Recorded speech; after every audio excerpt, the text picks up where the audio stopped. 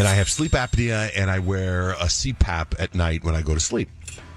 And I just happen to get this new oxygen tank. Just happened to, because that's normal. Like, everyone says that, right? Not prescribed. Just at Walgreens. Just found one. Not prescribed, but I did run it by my doctor, and she was cool with it. And she was like, hook it up to your CPAP when you go to sleep and see if you can get good, deep sleep. Because on my Oura Ring, I do really well in all the different categories of sleep, except for deep sleep, and sometimes my REM sleep is off.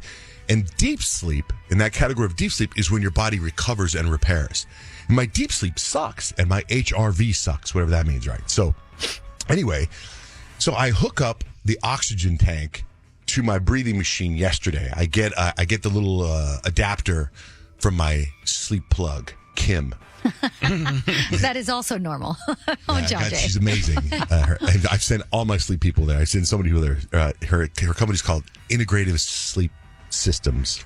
I don't know, something like that. But if you want to know, you can shoot me a DM and I'll send it to you. So anyway, you got a machine, and then you had a machine hooked up to the machine next to your bed, like a big oxygen tank. I made a TikTok of it last night, and I put it on my Instagram so you can actually see. And then I wear a mouth guard, and then I put headphones on, noise canceling headphones, because I'm going to bed before everybody else. I got a lot of dogs, and I got kids coming in and out of the house, so I just try to go to sleep. So I'm wearing all that last night. So my thought is, I'm going to wake up. Now, I'm not going to lie to you. When I went to bed last night, there was that little hint of Michael Jackson propofol, like, oh my God, am I going to wake? And I even said to my wife, because my wife, there's part one of moving my son into his apartment at the university, so she was out of town with him.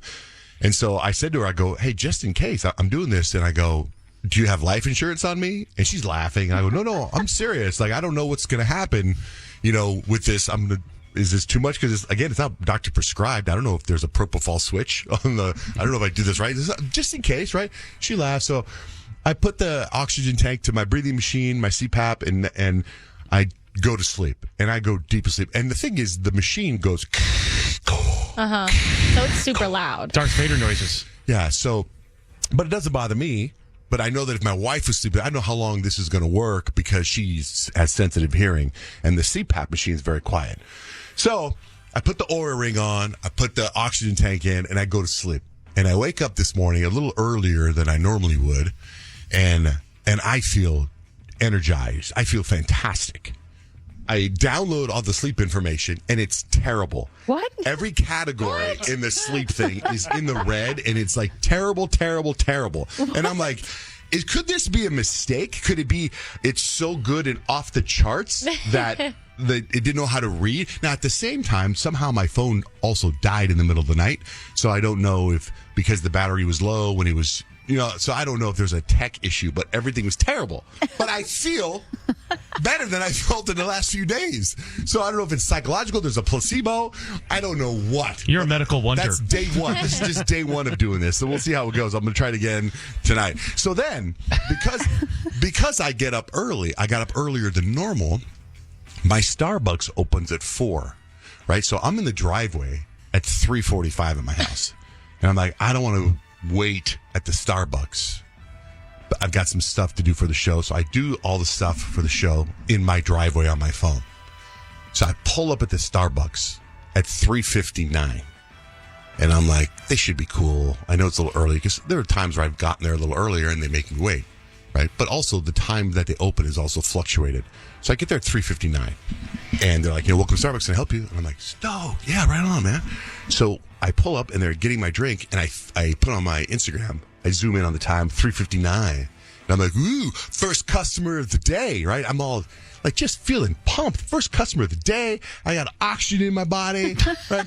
So terrible sleep according to my Oura Ring. I'm not even focused on terrible sleep. That doesn't even matter. I don't care technology. I feel great. I get the lady hands me my drinks, and I say to her, I go, so, am I the first customer of the day today? And she's like, oh, no. I go, what do you mean, no? She goes, Matt's always the first customer. Matt is always the first customer of the day. And I go, what time do you open? Because it's 3:59. She goes, we open at 3:30. And I'm like, you open at 3:30? And she's like, yeah. And I go, who the hell is Matt? So then I pull out of there. I pull out and all by myself. I'm like, Matt, screw Matt. Yeah. And I'm like, I see myself coming in next week. like at 3:15. Yeah. And then I'm like, when Matt pulls up, I'll be like, hey, Matt, I'll be outside of my car with like a club. Can I see you over here for a second, Matt? Matt, can you come over here? After you get come over here.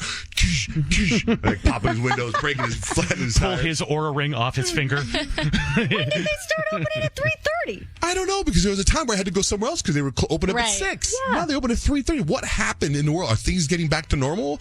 Or I guess things are getting back to normal. I mean, not here at this radio station. No. But I mean, Nobody ever comes in here but us. I mean, but I was like, what? Matt? Who the hell is Matt? Who names their kid Matt? What business does he have always being the first customer? Like, this lady doesn't know my name, and I go there every day. I don't think she goes, oh, Jajay comes in at 4. No, Matt. How does No. she, Matt? I think invisible competitions are good. Like, have Invisible? you ever been, like, yeah, he doesn't know that you're at war with him, but he will soon enough. Just like, have you ever been like, I don't know, like out for a walk or jog and somebody's like making pace in front of you and it's like, oh, I'm going to walk in front of them and you can't ever catch them because they're too fast. But it's like in your head, like we're in a race. They don't know we're in a race, but we're in a race. That's what you and Matt have going on. An invisible war. And I will not let you lose. I'm going to call your ass at 2:30 a.m. and making sure that you've You got don't your need to. oxygen machine unplugged and you're ready to go. You know those things when there's a car chase, they throw those things out with the metal spikes? Yeah. I'm going to throw it out in front of the Starbucks at 3:30 when Matt goes Take through. that, Matt. Oh, Matt, excuse me. As I screw myself up in line because now I can't get my drink because Matt's car broke down in front of me. Let's detour from his house. Let's take him like the long way, so there's no way he can get there in time. We'll get a whole road crews involved. The whole way from Starbucks to the radio station, I was just talking about Matt out loud to myself. I was like, Matt? Oh, no, Matt. Oh, Matt's always the first customer. I don't care for his attitude. Excuse me?